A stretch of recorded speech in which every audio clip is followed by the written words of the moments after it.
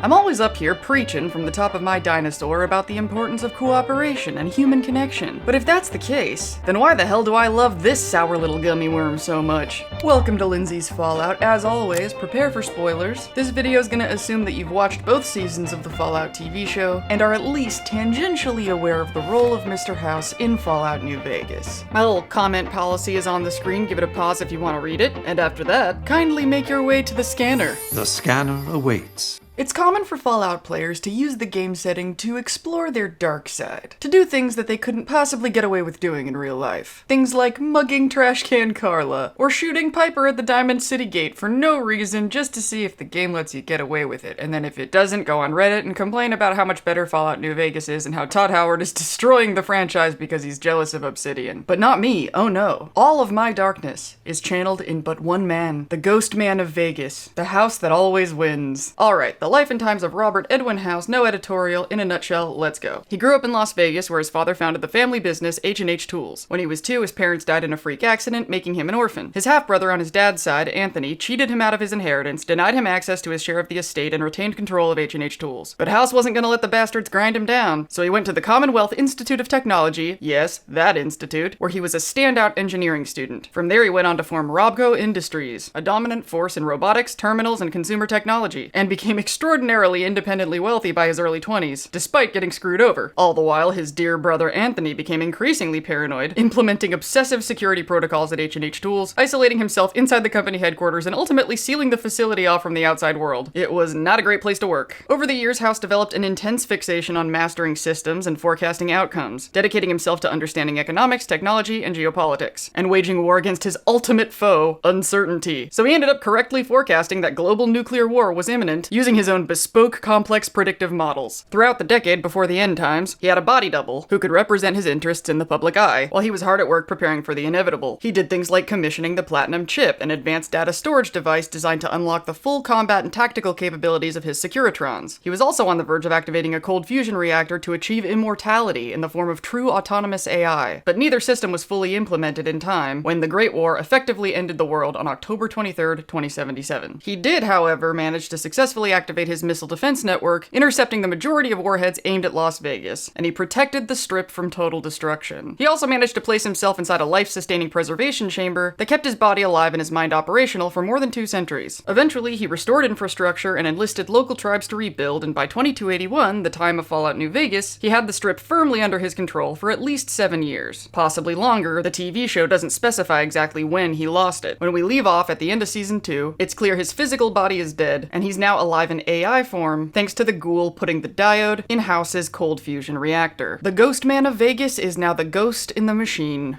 I love this man just as much as I despise him, but ambivalent is not the right word. It implies a sort of confusion turned neutral that doesn't quite capture it. I think my emotional split decision can be best explained when you look at House as 2 different things. There's House, the character, the imaginary human being, and then there's what House represents. He's capitalism embodied. So while I have a very strong affinity for House the man, and I relate to his perspective very deeply, I would also possibly lead an army and happily give my life to destroy his unholy empire and free the people that he rules. You know, it's complicated. He is my choice for the Mojave, though. But we'll get into that later. First, let's talk about the man. House is an autistic-coded character. Not saying he was written that way on purpose. Writers have been accurately portraying all types of human beings long before they ever understood the neurology underneath. There are all sorts of autistic clues in House's character. My personal favorites are his thoughts on the monorail after he takes the dam. I really should do something about that monorail. With all the new resources at hand, I can make sure it not only runs, but runs on time. Always bothered me, the imprecision. And don't even get me started about the snow globes. What of it? I enjoy them. There's something about a little diorama set inside a glass dome that I find pleasing. But not only does he fit a lot of characteristics of autism, but he fits the characteristics of a particular profile of autism which I share called PDA, pathological demand avoidance or pervasive drive for autonomy. And if you know anything about this character, when I tell you the list of PDA traits, you're going to laugh. And as always, because we're talking about a very real thing, remember, I am just some asshole on the internet, and if you are curious about the topic, I cordially invite you to Google the experts, but just broad strokes. PDA is marked by extreme avoidance of everyday demands. So if we have the means to do so, we might do things like I don't know, stay cooped up in a penthouse all day, while a proxy body double of us carries out anything that might require us to interact with other human beings. We have an anxiety-driven need for control, intolerance of uncertainty and overwhelm, usually connected to overwhelming demands, wild mood swings as overwhelming demands increase, and the entitlement to avoid the demand of mortality, of death itself, is about as extreme PDA as it gets. But the interesting layer overtop all of this, which makes it stand out in terms of what people traditionally expect from an autistic person, is that we are charming as hell. Sup, ladies? We're pretty sociable on a superficial level, and we learn to tailor our social skills to avoid demands in a way that isn't socially punishing, despite the raging autistic weirdness underneath. Frankly, it's pretty difficult to function as a PDA autistic person without being manipulative or overpowering people. We tend to either end up living on the street, in prison, or billionaires. Those are our options. People don't respect our needs unless we can pay to have them met in cash. In the past, I found a great shorthand way to explain PDA to people is to describe it as the Tony Stark autistic. Charming at parties, but with a dysfunctional social life and a private cave where we build robots.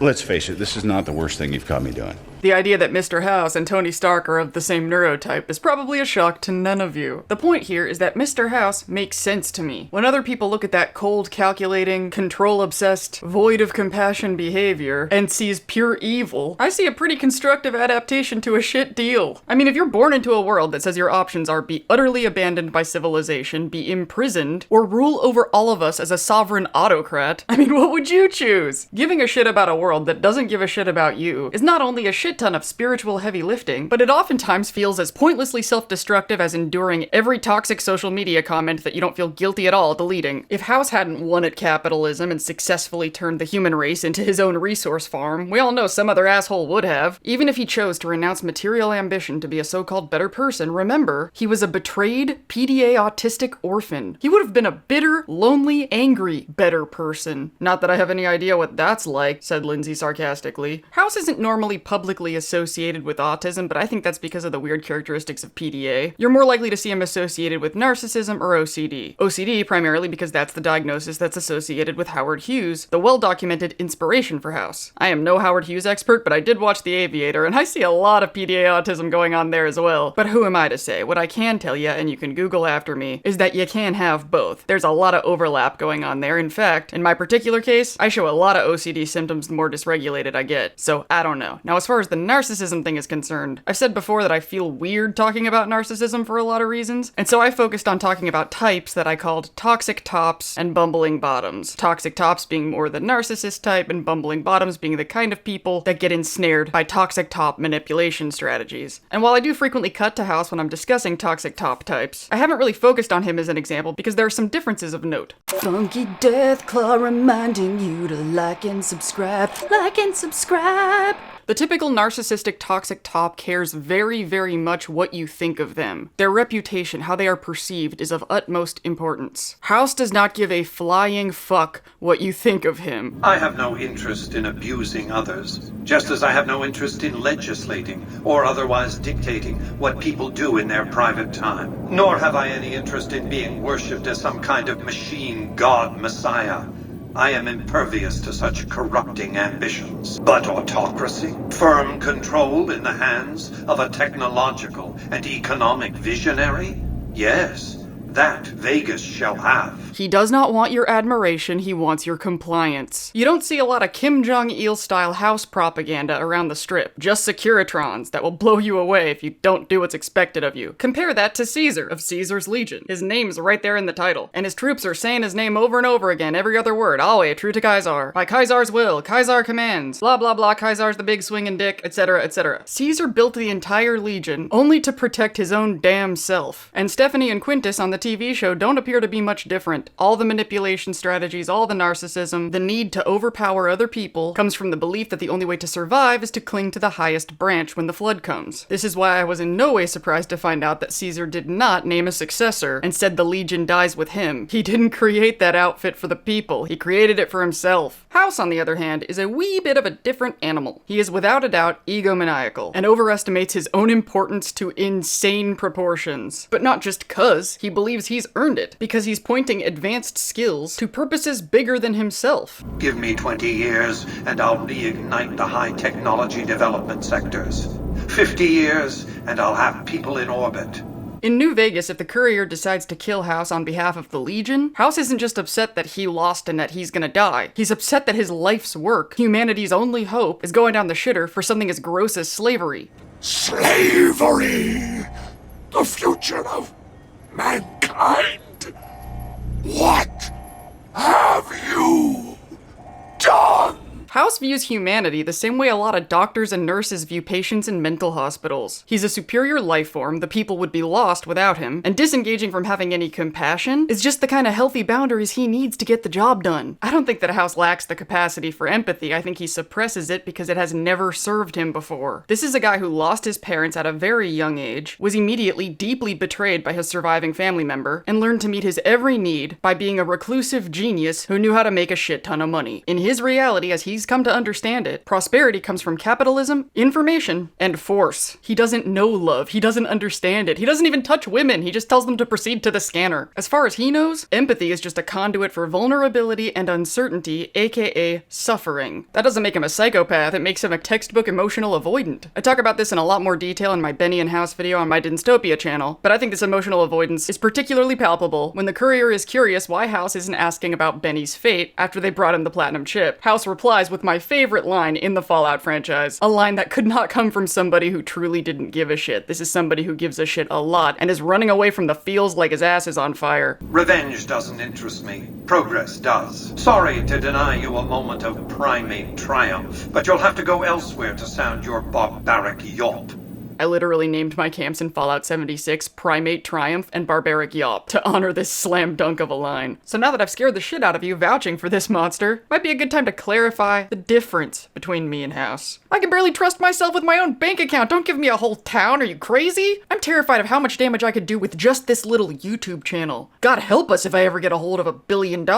Lindsay, why are there 50 lobbyists outside Washington talking about some discontinued early 2000s Slim Fast smoothie shake in a can? I don't know, Jonathan. All I know is I drank one of those things every morning in high school and they were freaking awesome, and I either want them back or I want to cope with the fact that there's some weird Mandela effect going on. Anyway, the biggest difference between me and House is I am not comfortable overpowering people at all. I mean, I kind of wish I was, at least a little, like in a healthy way. I would love to get a little thrill out of deleting a comment I don't like, just, oh, I don't like that, I'm gonna delete it from my universe, ha ha ha, but no, I just feel bummed it was ever there. But just like House, in my youth, I thought that if I had enough information, if I understood everything that was going on, it would serve me. That if I just understood people, if I tracked their behaviors, if I learned all the facial expressions, if I could read all the subtext, then I could apply that knowledge to having a happier, healthier, more harmonious life. But no, you just end up understanding people more than they understand themselves, and they don't like that. Your perception becomes an accusation. They'll never confess to the things that you're seeing, so the only way for you to leverage that knowledge is to do it without them consenting, to manipulate people with it. I don't want to manipulate people, I want actual friends. But beyond that, I think I explained the difference in worldview between me and House the most articulately in a previous video when I was describing how most of us grew up in a hyper-individualist cult. I said if Lucy's finger is a part of her and the air is not, then how come when you cut off her finger she lives, but if you cut off her air she would die? The point is, if humans only look after their individual best interest and don't start taking on collective interests as their own, we all die. How's that for an incentive, billionaires? All die. You, us, all. House's insistence on separating and elevating himself from the rest of humanity is just as self-destructive as it is dangerous. In my Benny and House video, I rattled off about 1,000,000 ways that the courier can screw him over, despite all his perfect calculations. Mr. House knows robots, but I know people, and we are not program nodes. We can always make better choices, as improbable as that may be. But until we do, Mr. House is the best that we deserve. Playing New Vegas and realizing that Mr. House was my authentic choice between all the options in the Mojave really helped me understand why humanity ended up with capitalism. I mean, other than that mathematical, hostile takeover quality that it's got going on. But even beyond that, it's just functionally the best way to get people who don't trust each other to fall in line. And yeah, the American dream, the idea that we're all on this level playing field and if you work hard enough, then you can have all the money in the world is bullshit. The game was rigged from the start. There are bigger, badder forces than us pulling strings on the whole damn thing. But for the people who believe the fantasy, people privileged enough not to be disillusioned by it. They are happier and healthier for it. Belief is powerful, and people say, I'll believe it when I see it. But everything that has ever been created by a human being was believed in before it was seen. It would be better if we believed in each other, but until then, House at least offers something to believe in. He gave the human animal a zoo where it can run around to all these little enrichment centers and chase all the carrots it wants. It may be, as Rick and Morty said it best, slavery with extra steps, but hey, gotta get your steps in, right? And I think the TV show does right by Mr. House by presenting him as the lesser of the evils. House, and the concept of capitalism that he represents, aren't inherently evil in the sense that they're not malevolent. They're cold, they're neutral, they're indifferent to human well-being, and that is what gives evil free rein to operate through it. If we could move resources around this way, but know when to stop before it gets completely ludicrous, like maybe no one on Earth needs $800 billion,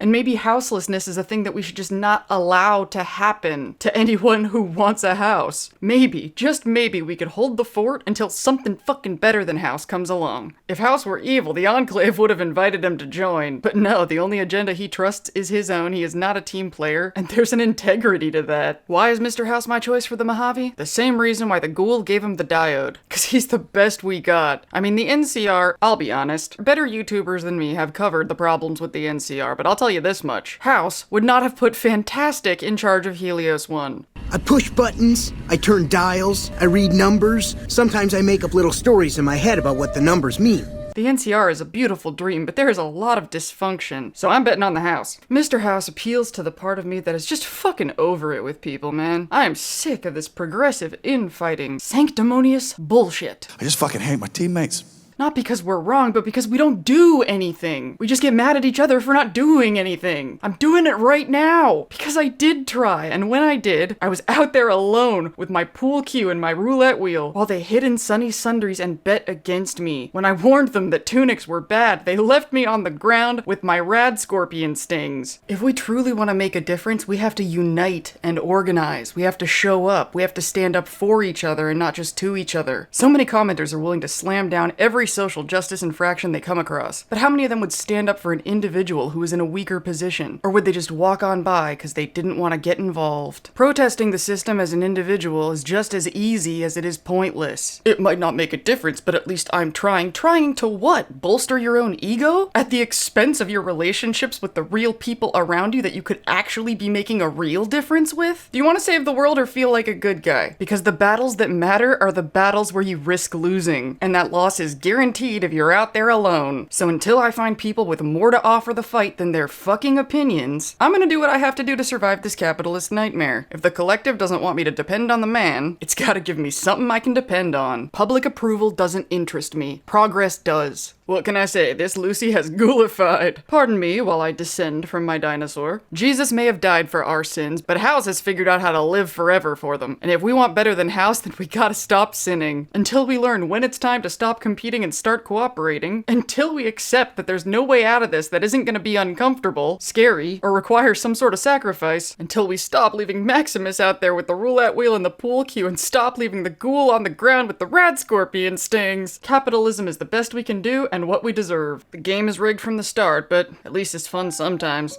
Community section, which is becoming more and more useless. I mean, you know what I'm gonna do? I'm gonna shout out the Saturday stream. All the stuff I used to say in the community section, now I just say on the stream, so come to the stream. February 14th, Singles Awareness Day. Come hang out with other single, lonely Fallout fans. Oof, maybe that's a dangerous thing to say to the internet. No one's allowed to hit on each other. So on the last stream, I said that if I got 20 super chats, that I would put out 2 videos this week. So that's exactly what I'm gonna do. The other one's already like 90% recorded. And at the time of this recording, I already made the thumbs for both too. I'm like on it. So I guess I have an unusual opportunity now to announce the next video. The next topic of the week will be Ghoul-C. We're talking about the Ghoul-Lucy ship, which means my dumb white ass is gonna talk about racism a little bit. You don't want to miss that faceplant. I'll see you on Saturday.